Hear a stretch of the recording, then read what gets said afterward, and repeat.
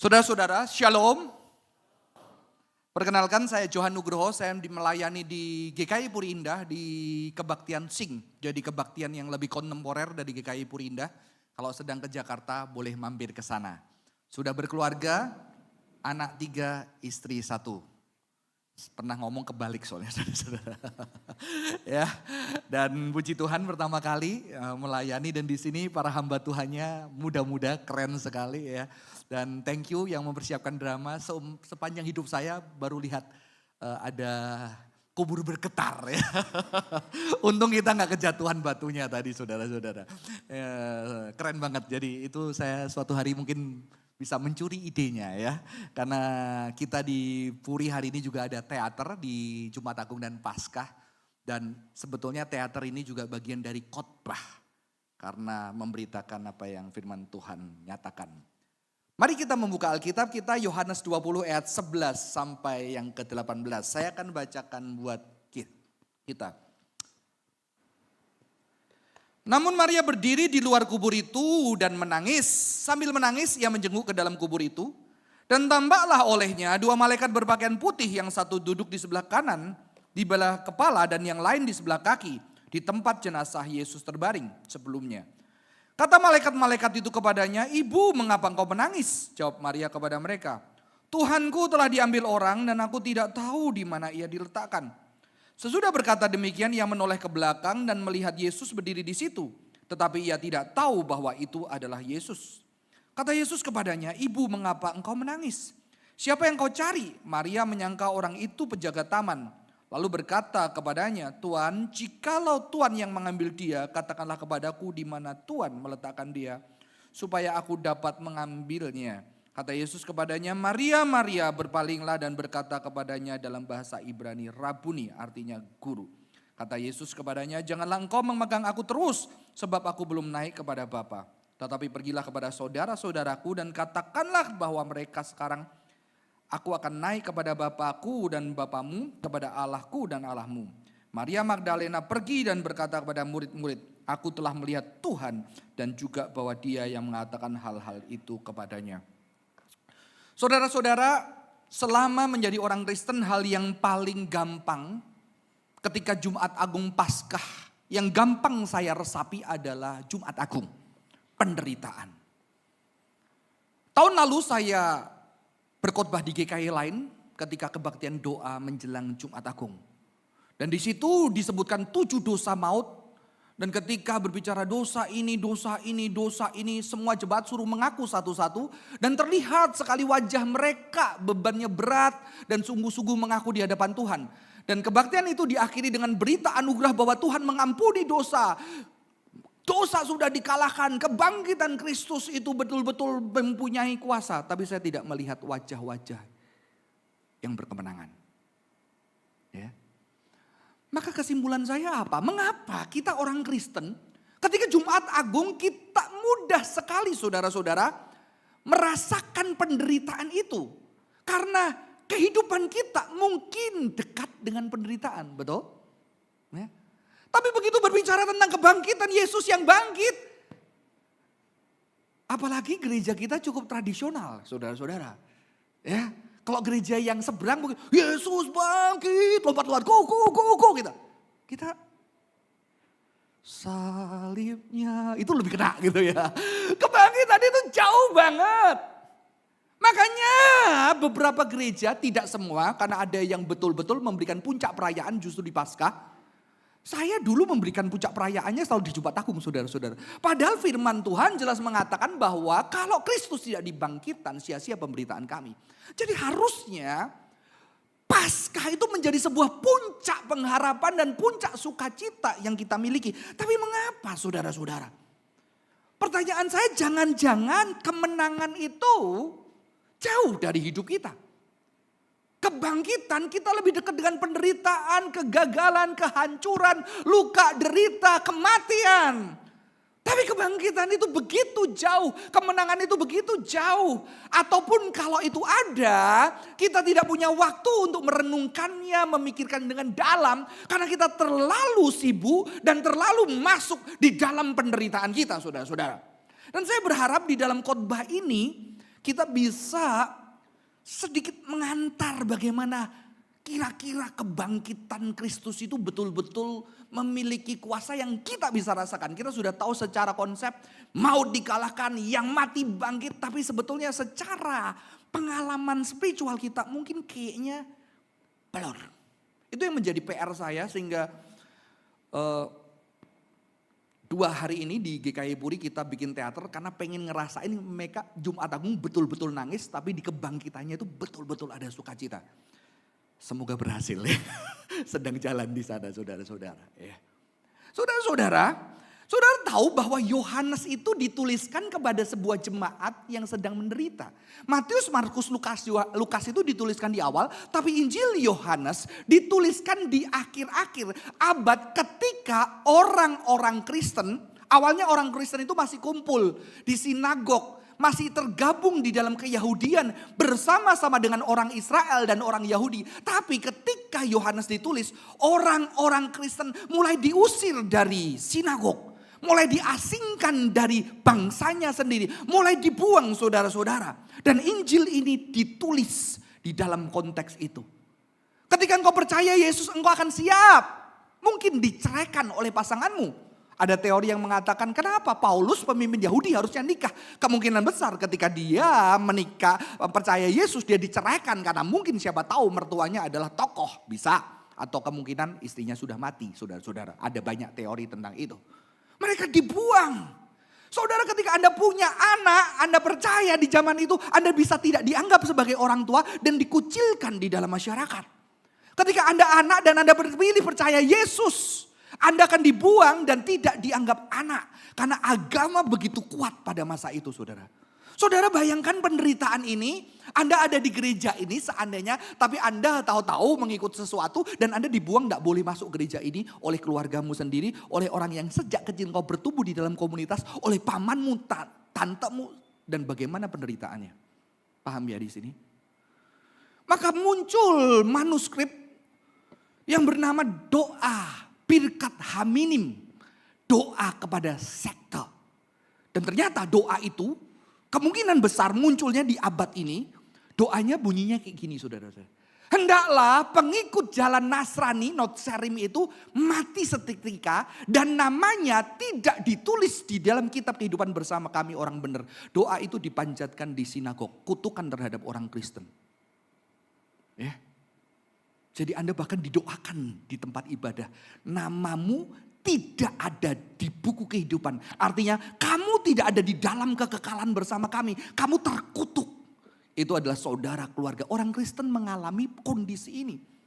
Maka tidak heran Yohanes 3 ayat 16 mengatakan apa? Ketika orang Kristen dikeluarkan dari gereja, dia takut, dia ngerasa, gue kalau gini masuk mana? Masuk surga atau neraka? Tuhan ngomong apa? Barang siapa, karena begitu besar kasih Allah akan dunia ini, barang siapa yang percaya tidak binasa, tapi peroleh hidup yang kekal. Namamu ada di dalam kekekalan. Jadi ayat itu bukan ngata-ngatain orang yang gak percaya untuk nakut-nakutin masuk neraka saudara-saudara. Ayat itu menghibur orang percaya yang sedang di neraka-nerakain. Paham di sini? Jadi ayat penghiburan karena umat Tuhan sedang takut dikata-katain lu gak bakal di dalam kekekalan. Tapi Tuhan berkata melalui Yohanes, begitu besar kasih Allah, engkau ada di dalam kekekalan. Ya. Mereka adalah kaum tertindas, maka tidak heran ketika berita ini disaksikan, ada wanita. Wanita itu yang tertindas di antara yang tertindas. Karena pada zaman itu patriarchal society yang mana pria dianggap lebih superior. Kayak orang Indonesia ya. Anakmu 1 berapa? Cewek. Anak saya 3 cewek semua. 2 cewek lagi deh. Kurang lengkap. Bayangin 3 cewek tambahin 1 cowok. Kalah yang 3 cewek saudara-saudara. Karena kurang lengkap kalau gak ada cowok. Ya. Anak saya yang gede langsung. Emang 3 banding 1 ya. Kalau cowoknya goblok gimana? Saudara-saudara. Karena wanita itu dianggap kurang. Makanya Alkitab jujur, kenapa? Alkitab menyaksikan yang pertama wanita gak bohong. Harusnya rugi. Ngapain ngomongin wanita? Wanita itu pakai perasaan, gak pakai logika. Betul bapak-bapak? Makanya sudah dimengerti. Kalau bapak-bapak pakai otak. Sorry, perasaan itu letaknya di otak. Jadi kalau bapakmu nggak pakai perasaan, bapakmu nggak pakai. Jangan, ada otak perasaan, ada teologi. Nggak semua loh, ada mama-mama yang otaknya jalan, tapi ada bapak-bapak yang perasaan. Saya tipe bapak yang perasaan, karena deketnya sama mama, saudara-saudara. Ya, nggak sama, jangan dipisah-pisahkan. Tapi zaman itu wanita tidak dianggap. Wanita tidak boleh bersaksi di publik, no. Kalau bersaksi nggak bisa dipercaya, saudara-saudara. Ya, dan di sini Alkitab menceritakan seorang wanita yang menyaksikan kebangkitan Yesus yang terendah, yang tertindas. Tidak hanya itu, wanita Samaria yang juga menceritakan di Injil Yohanes tentang Yesus kepada bangsanya. Ya. Jadi kekristenan menunjukkan apa? Ada realita penderitaan, ada realita kesukaran, tapi Tuhan juga bisa pakai orang-orang yang menderita itu menyaksikan satu berita yang besar, yang dahsyat buat orang. Kekristenan waktu itu tertindas, sedang di dalam penderitaan, tidak baik-baik saja. Tapi di sini umat Tuhan digerakkan untuk terus menceritakan kebangkitan, teguh berdiri, menceritakan kebangkitan Yesus. Apakah kekristenan menolak penderitaan? Nggak usah menderita itu kebahagiaan. Sakit jiwa saudara-saudara. Ya, kita harus menderita. Padahal nggak harus, dia cari-cari penderitaan sendiri. Itu sakit saudara-saudara. Yesus aja bilang kalau bisa cawan ini lalu daripadaku, betul nggak? Ya. Jadi penderitaan itu realita, bukan penderitaan itu kau sukai. Kalau kau sukai itu namanya di dalam ilmu kejiwaan Anda sedang mengalami kelainan jiwa, namanya masokisme. Suka nyiksa-nyiksa diri. Ya, kalau siksa itu kayaknya puas banget karena dia nggak cinta diri. No, kekristenan bukan masokisme. Kekristenan menyadari penderitaan itu ada. Amin. Jangan cari-cari. Nggak usah dicari-cari, ada. Benar gak? Bapak ibu dulu anak-anak mau nikah nggak? Mau nikah nggak ke depannya? Mau. Nikah pasti bahagia nggak? Bisa bahagia nggak? Bisa kalau dapetnya tepat, ya kan? Akhir pernikahan bahagia atau sedih? Bahagia, positif sekali. Saya tanya, bisa nggak lebih sering bapak ibu suami istri mati bareng atau mati satu-satu? Sedih nggak? Sedih nggak? Lu bayangin lu tidur sama orang 20 tahun tahu-tahu dia meninggal dulu. Itu akhir pernikahan. Makanya saya kalau doain pernikahan miris, suatu hari kamu cium juga tapi satunya di peti mati, tahu nggak? Kalau gitu jangan. Enggak lah. Tapi ada kebahagiaan juga. Paham di sini? Penderitaan itu dekat. Karena penderitaan itu dekat, yang namanya kematian itu dekat. Dosa mengakibatkan kematian. Jangan syukuri kematian. Jadi nanti kalau ada jemaatnya, saudaranya yang suaminya meninggal atau kakek, oh kamu harus bersyukur dia bersama Tuhan. Bersyukur bersama Tuhan tapi meninggalnya jangan disyukuri. Amin. Syukur suamimu meninggal. Kalau suamimu gimana? Tangisi saudara-saudara. Yang kamu syukuri adalah ketika dia ada, dia bisa menunjukkan cinta kepada kamu dan kamu bisa menunjukkan cinta kepada dia. Kematian adalah akibat dosa, tidak untuk disyukuri. Ya, orang Kristen salah kaprah. Mensyukuri penderitaan. No. Mensyukuri ada anugerah di dalam penderitaan karena penderitaan tidak dicari. Penderitaan adalah realitas akibat dosa. Ya. Maka ini ada dan kita bayangkan saudara-saudara, Maria ini mengalami duka cita yang paling dalam. Saya berharap setelah dengar khotbah ini kita sedikit bisa terbuka untuk bagaimana kita merasakan kebangkitan dan kemenangan Kristus secara nyata di dalam tubuh kita. Dia mengalami duka cita yang mendalam. Saya plesetin duka cinta. Ya, karena kita bisa berduka ketika kita memiliki cinta. Kita berduka kehilangan orang yang kita cintai karena apa? Karena kita cinta. Kalau kita nggak cinta, bersyukur saudara-saudara. Malah berharap dia meninggal gitu kan. Cuma pakai bahasa rohani biar dipanggil Tuhan gitu ya. Supaya tidak semakin dunia buruk dengan adanya dia saudara-saudara. Saudara-saudara, duka cinta yang mendalam. Dan saya membayangkan ya Yohanes, Maria ibu Yesus dan Maria Magdalena dicatat di Alkitab itu melihat proses penyaliban. Saudara bayangkan kalau kita lihat film itu masih jauh dari kita, betul kan? Masih jauh. Tapi kalau itu orang di depan kita dicambuk, darahnya netes-netes. Saudara bayangkan lihat kecelakaan di jalan bisa nggak?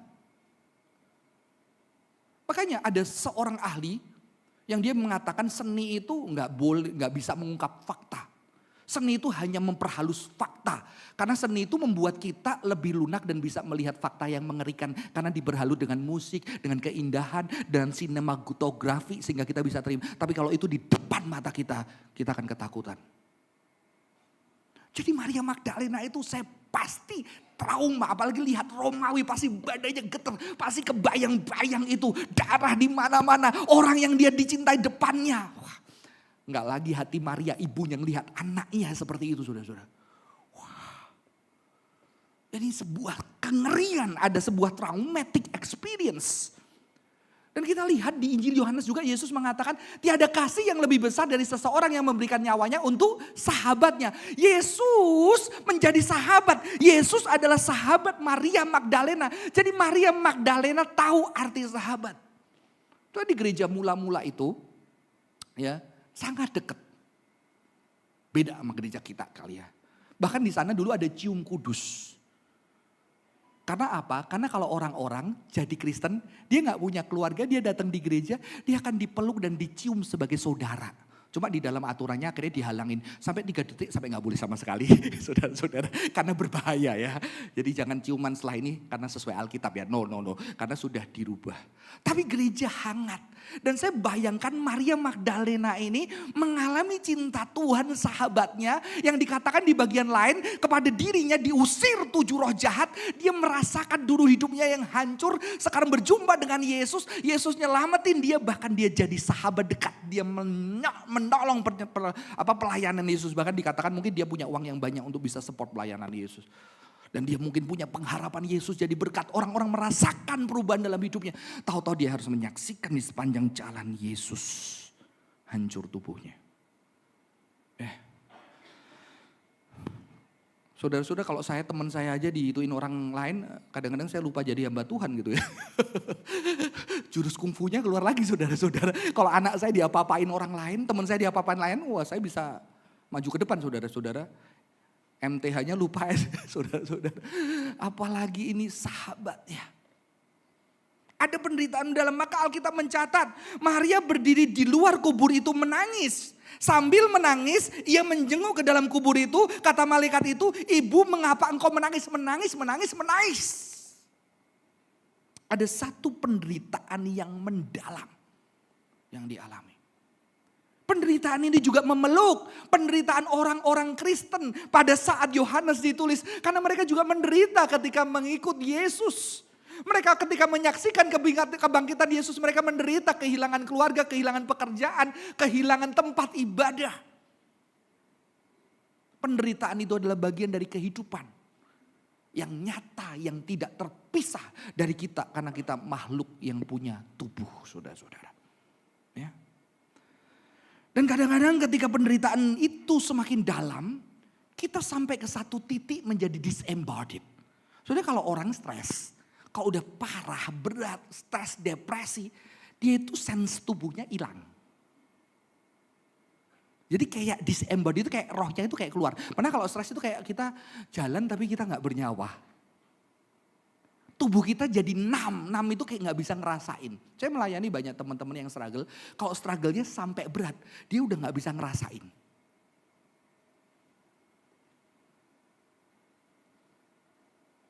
Kemarin di teater kami salah satu pemain, waktu kita latih kok gak bisa ekspresif. Saya bilang ekspresiin, gak bisa. Lalu dia datang sama saya, kok aku lagi gak bisa nangis, aku gak bisa ketawa. Hidupku datar. Saya bilang, sekarang berarti kamu sedang merasakan penderitaan sampai gak rasain. Karena kamu berusaha kuat jadi orang sampai hari ini, sampai tubuhmu gak kuat, kamu paksa. Sehingga kamu tubuhmu shutdown.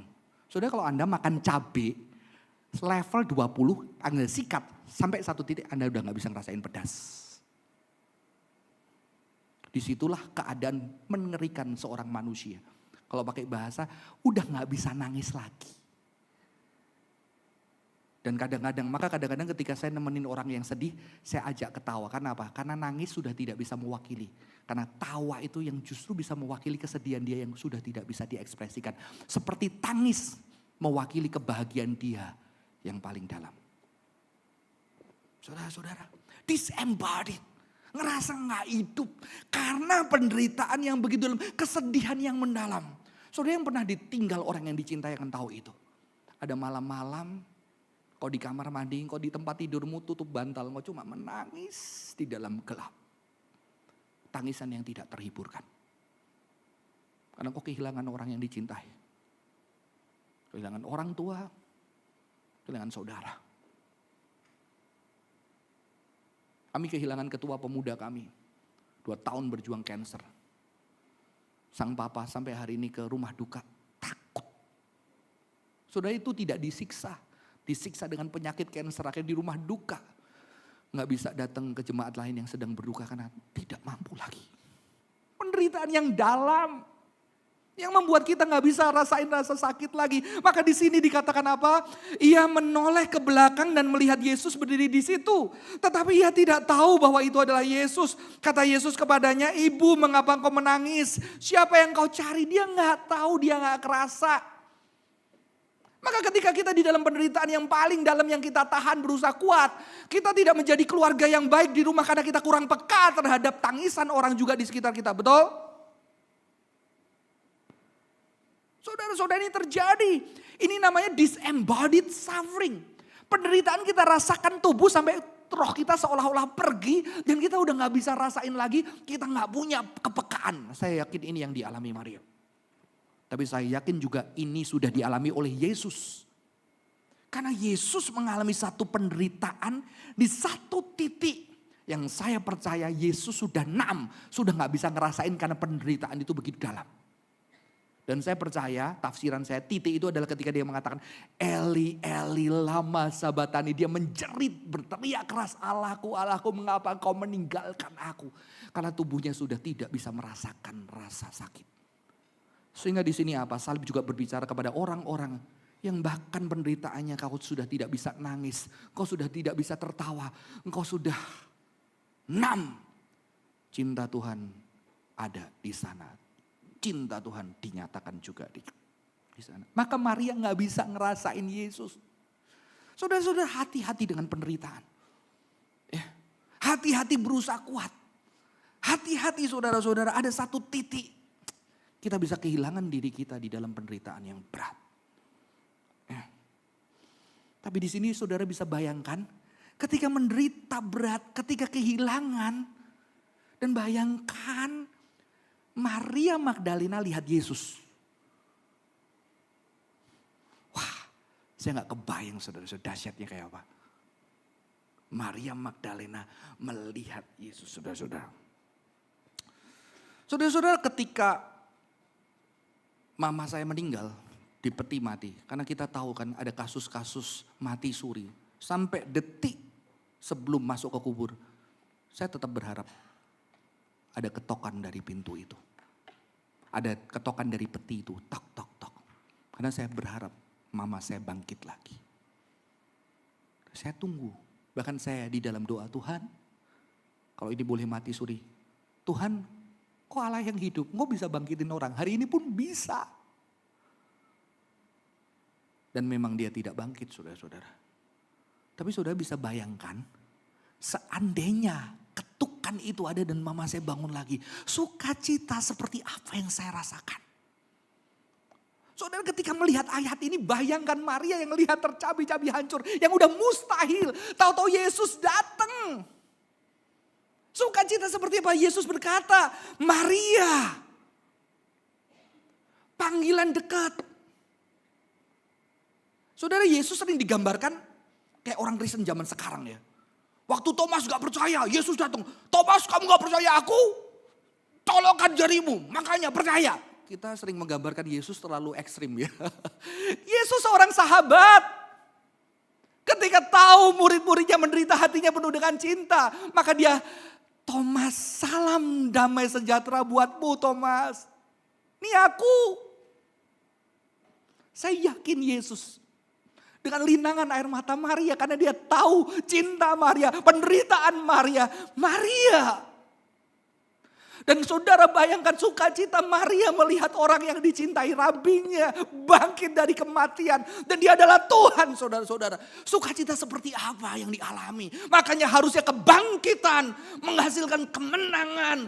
Sukacita yang besar karena maut dikalahkan. Amin. Makanya dikatakan Yesus padanya, janganlah engkau memegang aku terus sebab aku belum naik kepada Bapa, tetapi pergilah kepada saudara-saudara. Berita ini harus diberitain orang lain. Jangan pegang terus Maria, aku tahu. Kalau kita kehilangan orang yang kita cintai, kita memegang, kita gak mau lepas lagi saudara-saudara. Bahkan tubuh yang dingin kita selalu pingin pandang, cium dan kita dekat. Kebangkitan pastilah menghasilkan embodied joy. Sukacita yang besar. Tapi mungkin kita bisa berkata, oke, Maria lihat langsung. Kita belum lihat keluarga kita yang bangkit dari kematian. Kita bisa berkata seperti itu tuh. Tapi disinilah artinya pengharapan saudara-saudara. Pengharapan karena berita Injil Maria lihat langsung, Maria menyaksikan. Mungkin bukan sekarang tapi saudara dan saya akan ada pengharapan walaupun ada kematian yang tetap mengerikan, menakutkan dan menyedihkan. Tapi ada pengharapan di dalam Kristus, amin. Pengharapan saudara akan berjumpa lagi di kekekalan. Karena Yesus mengalahkan maut. Makanya saya membayangkan surga menjadi sesuatu yang sangat indah. Yang ketika saya bayangkan sekarang, saya akan bisa tersenyum dan bahagia dan saya merindukan Yerusalem baru turun dari surga. Karena ada satu dosa, kebencian, kematian, keterpisahan yang sudah tidak ada lagi. Saudara, dosa mengakibatkan keterpisahan, betul. Ada keluarga yang bertikai. Kalau sudah terpisah saudara seolah-olah hidup tapi mati, betul. Banyak orang tua dan anak yang bertikai. Akhirnya anak pergi jauh. Dia hidup tapi dia mati karena dosa, kebencian. Menghasilkan kematian. Tapi ketika Tuhan datang dan kematian dikalahkan, artinya apa? Dosa diberesin. Memang kita masih berdosa, tapi akan ada suatu hari ketika dosa itu tidak berkuasa di atas bumi ini. Ketika kasih Tuhan yang sempurna menguasai seluruh hidup manusia yang percaya kepadanya. Dan itu adalah pengharapan yang besar. Saudara, siapa yang di sini tidak pernah membuat orang yang dicintainya menangis? Saya pun membuat anak istri saya menangis. Anak pun membuat saya menangis. Kenapa? Dosa, keegoisan, merasa diri paling benar. Merasa harus paling diperhatikan. Tapi ketika saya lihat malam-malam, lihat mereka tidur, yang satu mulutnya kebuka. Yang satu entah selimutnya kemana. Oh, tidurnya kok miring diagonal. Ngabisin ranjang. Saya berkata, saya sayang mereka. Tapi saya sedih. Karena saya masih buat mereka menangis. Dan di situ saya terpikir suatu hari dosa, ketidaksempurnaan akan disempurnakan. Yesus yang bangkit itu. Tidak ada kematian, tidak ada luka, tidak ada duka, tidak ada air mata. Karena suatu hari kasih saya akan sempurna. Amin. Saya tidak akan membuat orang-orang yang saya cintai menangis. Makanya ketika berbicara tentang nanti ketika Tuhan mengalahkan, Tuhan sudah menunjukkan mengalahkan maut. Nanti puncak pengharapan kita. Segala hal yang di bumi ini akan disempurnakan. Dan itu sangat indah. Anak saya tanya, apa di surga ada ayam goreng enggak? Di ayat kayaknya ayam binatangnya enggak dimakan tuh. Walaupun itu simbolis ya. Enggak mau Ya siapa tahu bisa bikin ayam goreng herbal yang lebih enak dari ayam goreng sekarang. Anak saya tetap enggak bisa mikir saudara-saudara karena dia belum di surga ya. Kalau belum di surga enggak bisa mikir keindahannya, itu semua gambaran yang terbatas. Anak saya tanya, Pak nanti papa tetap papaku enggak? Enggak lah, kita saudara. Enggak mau, aku enggak mau. Aku mau tetap papa jadi papaku. Wah bahagia juga ya. Masih remaja aja, nanti kalau gede mau tinggal tempat lain. Saudara-saudara. Tapi saya berkata apa? Nanti suatu hari Yerusalem baru, papa masih sering bikin kamu nangis. Kamu masih bikin sering, papa masih sering bikin nangis. Suatu hari cinta kita disempurnakan dan kematian tidak ada lagi. Mungkin kita akan mati, kamu akan kehilangan papa suatu hari. Hal yang paling berat sama saya adalah ketika anak bilang, papa umurnya tambah panjang, berarti sebentar lagi. Saya kaget ya, waktu saya umur 41, mama saya meninggal 51, jadi anak saya, papa umur berapa 41? Waduh pak, tinggal 9 tahun lagi.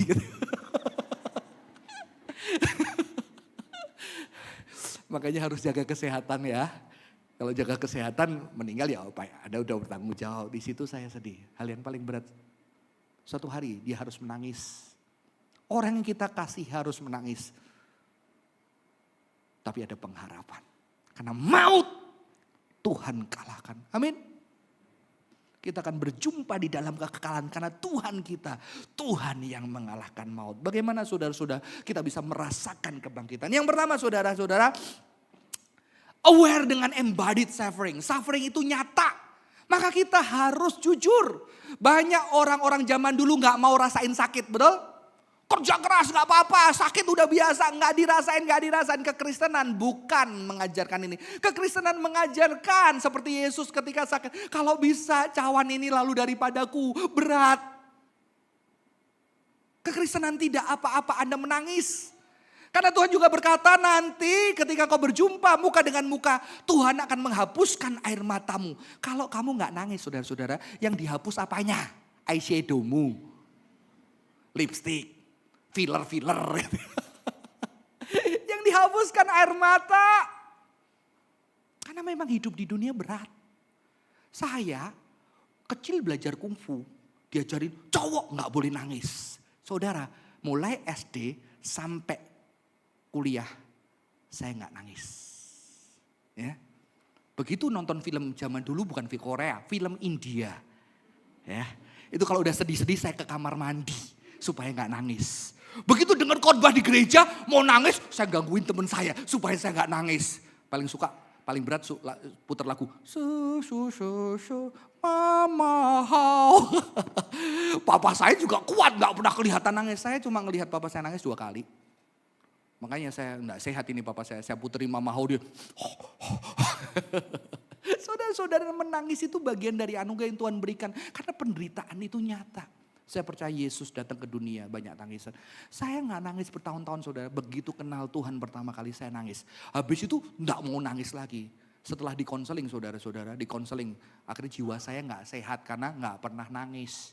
Terus konselornya tanya, kamu gimana waktu kecil? Bu, waktu kecil aku diikat. Terus ditampelin sama bapakku. Ditonjok pernah bu. Terus konselornya, Johan waktu kamu cerita kamu senyum semua wajahmu serem tahu gak? Oh saya senyum ya bu. Ya kan memang saya gini nakal. Iya kamu nakal.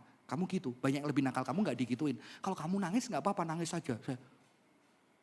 Saya nangis kayak anak kecil. Di umur 23 tahun.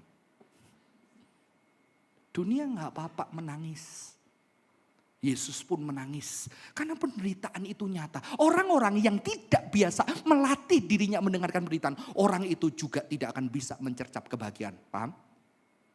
Saudara kalau pecinta kopi, Anda biasa kopi gula manis terus, Anda tidak akan bisa merasakan manisnya kopi tanpa gula. Ya. Ketika Anda merasakan pahitnya, ternyata di dalam pahitnya itu ada aromatik, ada wine-nya, ada natinya, ada citrusnya, ada jeruk. Saya belum seahli itu saudara-saudara. Saya masih newbie. Kehidupan ada. Tapi kadang-kadang harus hati-hati. Ketika kita menderita terlalu dalam, kita bisa tertutup. Kita tidak bisa melihat kebahagiaan yang sebetulnya ada di sekitar kita. Kita gampang ingat penderitaan, tapi kita sulit mengingat sukacita yang sebetulnya Tuhan sudah ada dalam hidup kita, betul? Banyak orang hidupnya menderita dan dia berjanji bekerja keras untuk keluarganya bahagia. Dan ternyata setelah dia bahagia, keluarganya cukup, tidak pernah kelaparan sama dia. Tapi dia tidak bisa bersyukur, kenapa? Karena dia terus lihat Instagram orang yang terus lebih tinggi dari dia. Sehingga dia terus penderitaan terlalu menguasai hidupnya. Sehingga dia tidak melihat banyaknya keindahan yang Tuhan kerjakan. Saya punya seorang adik bimbing tinggal di Bali, seorang fotografer. Beberapa tahun lalu saya ke Bali, dia bilang kok aku mau foto lu. Fotonya gelap terus saudara-saudara. Istri saya waktu di foto dia agak kecil. Nanti ini foto kita kayak kuburan gitu ya. Nanti sore dia mau datang. Tapi aku bilang ini bagus kok. Terus istriku bilang cerahin dikit ya. Akhirnya dia bilang udah foto aja kok. Foto aja nanti koko aktivitas aja aku foto aja. Anggap aku gak ada. Di candid saudara-saudara. Dan ketika melihat hasilnya. Banyak tawa-tawa lepas yang tidak bisa ditangkap dengan mata kita. Tapi bisa ditangkap kamera. Dan saya melihat indahnya keluarga gue. Ketika makan tertawa. Lepas. Anak saya tertawa. Wah. Setiap hari ada. Tapi kita gak mampu melihat. Anugerah Tuhan. Kemenangan-kemenangan. Yang Tuhan sudah kerjakan. Berapa banyak masalah dalam hidup Anda yang Anda lewati bersama dengan Tuhan. Amin. Ketika penderitaan itu berat kita tidak bisa lihat. Maka kita perlu mengalami embodied joy. Dan mulai merasakan banyaknya kemenangan yang sudah kita lewati. Banyaknya cinta Tuhan yang sudah dianugerahkan. Adanya pengharapan di dalam hidup ini. Amin. Dan ketika bahkan tidak ada pengharapan. Kristus yang sempurna akan datang kedua kali. Menyempurnakan dan menghapus setiap air mata kita. Menyempurnakan cinta kita. Dan setelah kita mengalami sukacita itu, kita bisa membagikan sukacita itu saudara-saudara. Kalau orang gak pernah mengalami sukacita, dia gak bisa bagi ini tuh. Saudara pernah tahu tukang parkir? Kalau Anda masuk dia tidak ada. Tapi begitu Anda keluar dengan wajah mengancamnya, dia nunggu. Enak gak lihat mukanya? Tapi pernah gak lihat tukang parkir? Waktu Anda masuk dia udah senyum. Ayo Pak, kanan kiri. Kadang-kadang ngaco juga sih, tapi dia semangat, selamat. Pernah lihat? Hati Anda bagaimana? Karena dia tukang parkir yang tahu panggilan hidupnya, saudara-saudara. Dan sekarang ditiru satu bank warnanya tahu, yang satpamnya pun senyum ketika Anda masuk. Anda gimana? Bahkan bank mempraktekkan firman Tuhan. Gereja GKY harus belajar dari bank itu ya. Selamat pagi gitu. Silakan, ada yang bisa dibantu. Kita di gereja ya, udah kayak zombie semua. Saya dulu suruh bikin seminar tentang game online. Saya tahulah bapak-bapaknya suruh ngomelin anaknya supaya gak main game online kan. Wah, saya jadi musuhnya anak-anak nih. Kalau bela-bela anaknya, saya musuhnya bapak-bapak. Ya udah saya kritik dua-duanya, dimusuhin dua-duanya. Waktu saya persiapkan, saya lihat anak-anak yang main wajah game online. Wajahnya ceria, ketawa, nangis. Terus ternyata mereka juga bisa punya teman. Terus saya bilang, harusnya mereka bisa gini di gereja. Kapan Anda tertawa lebar ngakak di gereja? Dan Anda bahagia ada di tempat ini. Saya sedih harus khotbah di sini, bukan karena Anda saudara. Karena saya punya adik-adik di Surabaya yang sehari ini tampil saya gak ada bareng sama mereka. Karena bersama dengan mereka tertawa, berdoa bersama adalah kebahagiaan. Dulu saya pengen jadi pendeta terkenal, keliling Indonesia, pendeta Stephen Tong. Sekarang kalau pesawat goyang, gue mati gimana anak istri gue. Tapi sekarang saya sukacita karena ada keluarga, ada teman-teman yang Tuhan pakai menyatakan cintanya. Dan cinta itu bisa dirasakan saudara-saudara ketika orang itu tulus. Saya dulu dikasih tahu ya, Depot Cahaya ya. Ada yang wah berarti suka ke sana. Babinya enak. Waktu pertama dikasih tahu saudara-saudara, saya kasih tahu orang lain, Depot Cahaya katanya babinya enak. Lu udah menamakan gue? Belum sih, katanya orang Bali sih bisa dipercaya sih. Tapi kan kurang meyakinkan ya. Coba kalau ketika saya udah gigit sambal matahnya, gorengannya saudara yang tidak sehat itu gitu kan. Begitu gue, wah. Saya langsung ngomong, Depot Cahaya enak, wajah saya sudah mencerminkan apa yang saya beritakan, betul? Dan sekarang pemberita TikTok itu seperti itu saudara-saudara. Anda lagi capek pulang gereja, pulang kerja, nggak ada orang yang peduli, tahu-tahu ada orang-orang yang agak cabi, tersenyum lebar. Katanya ada babi viral, dia lihat babinya, terus dia kriuk wajahnya senyum. Wah, Anda yang sedih melihat dia, aku pengen mendapatkan sukacita. Anda antri di babi itu, ambil kriuk, ada senyum-senyum sendiri, gila gitu ya. Tapi itulah pemberitaan saudara-saudara. Anda merasakan sungguh dengan tubuh Anda ada sukacita, ada kemenangan. Dan itulah harusnya kita miliki. Bayangkan saudara, Anda adalah pemberita-pemberita yang tahu penderitaan Anda, yang tahu tangisan. Ketika ada teman-teman nangis, Anda bisa duduk menangis bersama dengan mereka, bisa panggil nama mereka, bisa peluk dekat mereka. Tapi juga Anda tidak hanya bersama, Anda memberikan pengharapan. Karena Anda juga melewati penderitaan itu dan Anda tetap ada di dalam pengharapan. Itulah kekristenan. Ya. Maka saya berkata sama anak-anak, kalau ada orang sedih udah nggak usah pakai ayat-ayat yang kamu kutip sebanyak-banyaknya. No. Ada temanmu putus cinta, enggak usah, oh Tuhan menyediakan yang terbaik buatku. Enggak perlu. Duduk sama mereka, enggak perlu, gua ngerti penderitaanmu. Enggak, beda, pacarnya beda, yang putus beda, waktunya beda. Pacarnya beda lamanya. Duduk aja, dengerin ceritanya. Jadi temannya, doa sama dia. Bahkan enggak usah ngucapin ayat. Karena kamu adalah ayat yang menjadi tubuhmu memperhatikan dia dan menyatakan cintanya. Amin. Nah, sekarang saya kalau di tempat duka enggak usah ngibur, saya cuma duduk dengerin. Boleh gak doa, pegang peluk, doa bareng, nangis bareng. Dan nemenin berjalan sampai suatu hari pengharapan itu ada dalam hidupnya. Amin. Karena saya mengalami saudara-saudara. Saya mengalami ketika saya sekolah Alkitab diputus pacar karena gak bisa long distance selingkuh. Ya, udah kayak zombie di sekolah. Ternyata ada temen saya. Dosennya Pak Esra. Teman saya bilang, kok anterin gua ini orang putus cinta lagi depresi suruh nganter, kurang ajar nih. Tapi karena saya people pleaser waktu itu gak bisa nolak, ya udah gua anterin sambil bete gitu ya. Terus dia beli, kok jangan langsung pulang ya ke Dunkin Donuts. Ini orang kurang ajar ya, udah minta dianterin, mantak ke Dunkin Donuts, ya udah saya anterin. Terus dia bilang, duduk ya kok, udah duduk aja. Dia beli donat 6 saudara-saudara. 3 donat triple coklat, 3 buat dia, 3 buat saya ditaruh. Terus dia cuma bilang, gak pakai ayat. Kok donat katanya bisa sedikit mengurangi rasa stres. Untung dia cowok saudara-saudara ya. Kalau enggak saya udah lulu. Saudara tahu sampai hari ini saya punya anak 3. Kalau saya lewat Dunkin Donuts, wajah dia yang muncul saudara-saudara. Semoga wajah Anda menjadi cilok ya. Babi. Sehingga teman Anda ada di sana, dia tahu di masa berat Anda. Ada orang yang sama-sama menderita, tapi memberikan cinta Tuhan dan memberikan pengharapan yang dia rasakan secara nyata. Amin. Firman itu nyata di dalam perilaku. Semoga kita bisa merasakan cinta Tuhan, sukacita kemenangan. Dan juga bisa memberitakan itu dengan hidup kita. Kita perlu melatihnya, kita perlu memberitakannya, kita perlu mengalaminya di dalam hidup kita. Semoga ini menjadi berkat. Mari kita tundukkan kepala. Saudara-saudara, di tempat ini ada orang yang menderita. Yang sudah sampai mungkin tidak bisa lagi menangis, cuma menjalani hari. Dan merasakan lagi, sulit merasakan penderitaan. Kok sedang mati rasa. Tapi Tuhan ketika menunjukkan cintanya sampai ke satu titik mati rasa. Artinya apa? Di dalam mati rasa itu pun masih ada pengharapan Tuhan. Karena Tuhan Yesus pernah di sana. Tapi dia melewati dan mengalahkan maut itu. Penderitaan akibat dosa itu. Biarlah Tuhan boleh kembali memulihkan hidup Anda. Buat teman-teman yang menderita, kadang-kadang penderitaan itu tidak bisa lagi membuat engkau melihat anugerah. Banyak anugerah Tuhan yang sudah dinyatakan. Tapi engkau tidak punya waktu untuk merenung. Mulai belajar merenungkan anugerah Tuhan itu.